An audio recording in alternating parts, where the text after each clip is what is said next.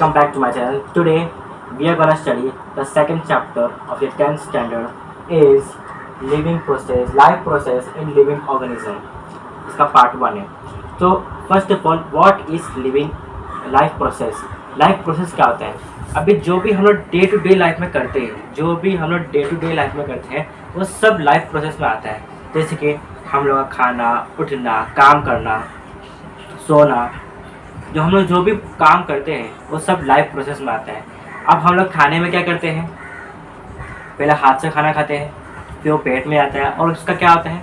Digestion. ये भी एक लाइफ प्रोसेस है. फिर हम लोग चलते फिरते हैं, जो भी हम लोग काम करते हैं उस सब में क्या ज़रूरत होता है? रेस्पिरेशन की. क्योंकि हम लोग ऑक्सीजन लिए, इनहेल किए और कार्बन डाइऑक्साइड एक्सहेल किए, वो क्या हो गया? रेस्पिरेशन. तो हमें उसकी भी ज़रूरत पड़ती है कि सर्कुलेशन, जैसे ब्लड का सर्कुलेट होना थ्रू आउट बॉडी में, ये भी ज़रूरी होता है क्योंकि ये सब लाइफ प्रोसेस है. तो लाइफ प्रोसेस में क्या क्या आ सकते हैं? Respiration, circulation, digestion, excretion etcetera. तो ये सब क्या होते हैं? लाइफ प्रोसेस होते हैं. ठीक है. अब ये लाइफ प्रोसेस हम लोग क्यों परफॉर्म करते हैं? ये सब हम लोग परफॉर्म करते हैं हर एक लिविंग ऑर्गेनिज्म में. ये ज़रूरी होता है लाइफ प्रोसेस, मतलब लाइफ को आगे बढ़ाने के लिए. अब क्या बता सकते हो कि एनिमल्स और प्लांट्स का अलग अलग लाइफ प्रोसेस होता है कि एक ही होता है? ठीक है, इसका आंसर है सिंपल, दोनों में सेम ही होता है. चाहे प्लांट्स हो चाहे एनिमल्स हो, वो दोनों लाइफ प्रोसेस सेम करेंगे. दोनों रेस्पिरेशन करेंगे, दोनों सर्कुलेशन करेंगे, दोनों डाइजेशन करेंगे और दोनों एक्सक्रीशन करेंगे.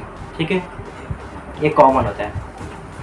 अब हम लोग फूड इनटेक करते हैं, उसका डाइजेशन करते हैं. तो अभी डाइजेशन कर लिए तो एनर्जी मिल गई. क्या आपको लगता है कि सिर्फ फूड खाने से, खाना खाने से हमें एनर्जी मिल जाता होगा? नहीं. हमें हर एक खाना खाने में, हर एक एनर्जी गेन करने में ऑक्सीजन का भी बड़ा रोल होता है. अभी हम लोगों ने अभी सिंपल सा बताते हैं, कुछ भी एनर्जी फॉर्म करने के लिए, कुछ भी एनर्जी को क्रिएट करने के लिए अपने बॉडी में ऑक्सीजन का ज़रूरत होता है. तो इसका मतलब क्या हुआ? तात्पर्य कैसा हो गया कि रेस्पिरेशन ज़रूरी है डाइजेशन के लिए, डाइजेशन ज़रूरी है सर्कुलेशन के लिए और सर्कुलेशन ज़रूरी है एक्सक्रीशन के लिए. मतलब ये सब इंटर रिलेटेड है. मतलब अगर एक भी फंक्शन नहीं हुआ तो पूरा बॉडी का फंक्शन हो पाएगा? जी नहीं हो पाएगा. भाई सारे जो भी फंक्शन होते हैं, सारे प्रोसेस जो होते हैं, वो बिना एनर्जी का परफॉर्म होगा क्या? नहीं होगा. तो अपने लिए सबसे मेन क्या है? एनर्जी फॉर्मेशन करना. और आपको पता होगा अपना एनर्जी कौन प्रोड्यूस करता है? जी हाँ, mitochondria. Mitochondria is the powerhouse of the cell. मतलब वो माइटोकॉन्ड्रिया है एक ऐसा शख्स है जो एनर्जी प्रोड्यूस करता है हर एक सेल में. ठीक है. अब माइटोकॉन्ड्रिया ने हर एक सेल्स में एनर्जी प्रोड्यूस किया. तो आपको क्या लगता है? कार्बोहाइड्रेट्स, प्रोटीन्स, लिपिड्स, विटामिन, ये सब एनर्जी कंपोनेंट्स है.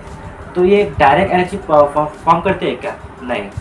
क्योंकि ये जो मॉलिक्यूल्स है, ये जो कंपोनेंट्स है, बड़े बिग मॉलिक्यूल्स है. इसको क्या करना पड़ेगा? छोटा करना पड़ेगा. हम लोग डायरेक्टली इसका एनर्जी प्रोडक्शन नहीं कर सकते. एनर्जी प्रोडक्शन करने के लिए उसको हम लोग को छोटे छोटे मॉलिक्यूल में कन्वर्ट करना पड़ेगा. क्योंकि अगर इसको छोटे मॉलिक्यूल में कन्वर्ट नहीं किए तो हम लोग इसका यूज़ डायरेक्टली नहीं कर सकते. ठीक है. अब एग्जांपल लेते हैं कार्बोहाइड्रेट्स का.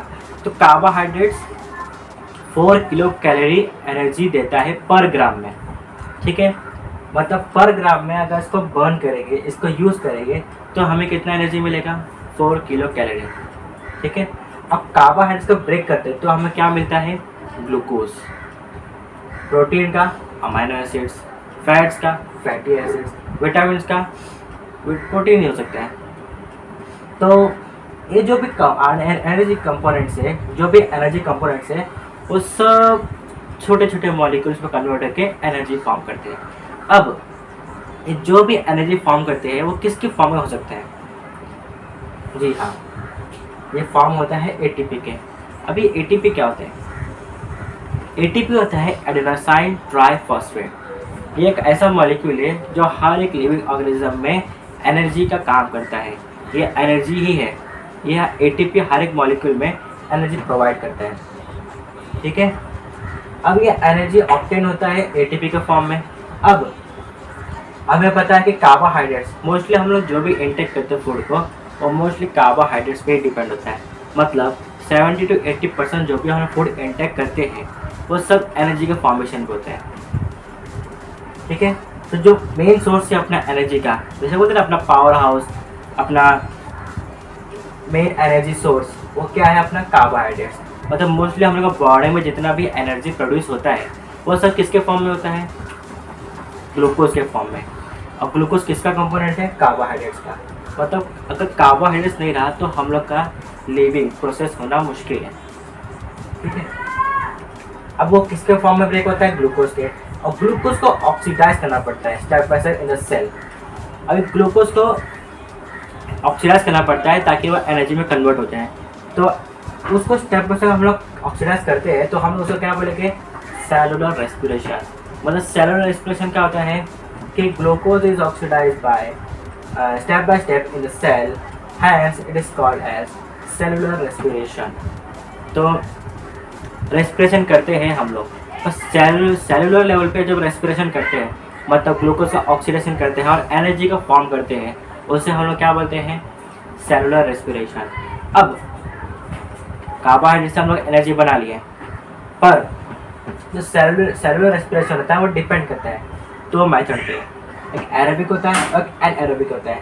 अब एरोबिक और एनएरोबिक क्या होता है, अभी समझ लो। एरोबिक हम लोग जिम में जाते हैं तो उसमें मालूम पड़ता है कि कुछ लोग बोलते हैं एरोबिक एक्सरसाइज करो, कुछ लोग बोलते हैं एनएरोबिक एक्सरसाइज करो। तो इसका मतलब क्या होता है, सिंपली मतलब ये होता है कि एरोबिक का मतलब होता है ऑक्सीजन का यूज़ करना। मतलब ऐसा रेस्पिरेशन जिसमें हम लोग ऑक्सीजन का यूज़ करेंगे, ऑक्सीजन के मदद से हम लोग फॉर्मेशन करेंगे एनर्जी का, उससे हम बोलेंगे एरोबिक रेस्पिरेशन। दूसरा एनएरोबिक, इसका उल्टा, मतलब इसमें ऑक्सीजन का इस्तेमाल नहीं होगा, मतलब ये बिना ऑक्सीजन के रेस्पिरेशन करेगा। तो आपको क्या लगता है किसमें ज़्यादा एनर्जी फॉर्म होगा? जी हाँ, एरोबिक रेस्पिरेशन में ज़्यादा एटीपी फॉर्म होता है बजाय एनएरोबिक के। एनएरोबिक रेस्पिरेशन में एनर्जी का फॉर्मेशन कम होता है। तो एक क्वेश्चन आता है, अगर हम एनएरोबिक रेस्पिरेशन में एनर्जी कम बनता है तो हम ये करते ही क्यों है? कोई भी लिविंग ऑर्गेनिज्म एनएरोबिक रेस्पिरेशन करता ही क्यों है? नहीं मालूम? ठीक है, सुनो। एरोबिक रेस्पिरेशन हम तब करते हैं जब हम लोग का रेस्पिरेशन अच्छा खासा मेंटेन होता है। बस मान लो हम लोग ने थोड़ा वर्कआउट कर लिए, एक्सरसाइज कर लिए, पर उसमें हम लोग ने क्या किए, ज़्यादा कर लिए, इससे थकान हो गई, पर उस वक्त हम लोग क्या करते हैं, रेस्पिरेशन नहीं कर पाते, या करते हुए तो बहुत स्लो करते हैं, तो हमें इंस्टेंट एनर्जी की ज़रूरत पड़ती है। तो उस वक्त हम लोग एरोबिक तो परफॉर्म नहीं कर सकते हैं क्योंकि ऑक्सीजन की कमी है। तो उस वक्त हम लोग क्या करते हैं, एनएरोबिक का रेस्पिरेशन का यूज़ करते हैं, उसका यूटिलाइज करते हैं। मतलब जब भी हम लोग का एनएरोबिक रेस्पिरेशन की ज़रूरत पड़ती है, मतलब जब भी ऑक्सीजन की कमी होती है, तो एनएरोबिक रेस्पिरेशन फंक्शन करता है। तो ये पर्टिकुलर टाइप में, समझो मसल्स में हो गया, वहाँ पे ज़रूरत पड़ गई एटीपी के, तो वहाँ पे ये अकर करेगा। और ये ऐसे लिविंग ऑर्गेनिज्म पे भी अकर करता है जहाँ पे एरोबिक रेस्पिरेशन परफॉर्म नहीं कर सकता, जैसे कि कुछ सर्टेन बैक्टीरियाज हो गए, जैसे अमीबा हो गया, कुछ भी हो सकता है। ऐसा ऑर्गेनिज्म जो ऑक्सीजन गेन नहीं कर सकते, मतलब वो रेस्पिरेशन ऑक्सीजन का नहीं करते, तो उस वक्त कौन सा एनर्जी का फॉर्मेशन होगा, किसके थ्रू होगा, एनएरोबिक रेस्पिरेशन, ठीक है। तो ये सब हो गया लाइफ प्रोसेस। तो लाइफ प्रोसेस में ये सब आता है कि एनर्जी फॉर्मेशन कैसे होता है, हम लोग क्यों एनर्जी फॉर्मेशन करते हैं, अपने लाइफ में एनर्जी की ज़रूरत क्यों होती है, ये सब लाइफ प्रोसेस में आता है।